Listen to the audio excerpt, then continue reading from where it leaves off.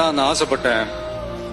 But அதே ஒரு மாளிகையா மாத்தி தந்தது நீங்க எல்லாரும் தான். அது மட்டும் இல்ல, நான் சினிமாக்கு வரும்போது இது எல்லாருக்குமே தெரிஞ்ச விஷயம் தான். இந்த பழைய கதை தான்.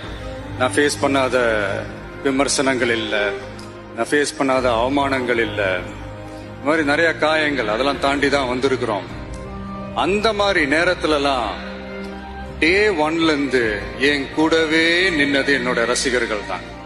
ஒரு நாள் 2 நாள் இல்லைங்க, கிட்டத்தட்ட ஒரு 30-33 வருஷத்துக்கு மேல என் கூடவே நின்றுக்கிறாங்க.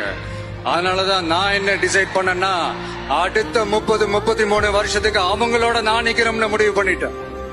எனக்குன்னு ஒண்ணுனா வந்து தியேட்டர்ல நிக்கிறாங்க, நாளைக்கு அவங்களுக்குன்னு ஒண்ணுனா அவங்க வீட்டுல போய் நிக்கணும்னு நான் முடிவு பண்ணிட்டேன். எனக்காக எல்லாத்தையும் விட்டு கொடுத்த என்னுடைய ரசிகர்களுக்காக நான் சினிமாவையே விட்டு கொடுக்கிறேன். இந்த விஜய் சும்மா நன்றின்னு சொல்லிட்டு போறவன் கிடையாது, நன்றி கடனை தீர்த்துட்டு தான் போவான்.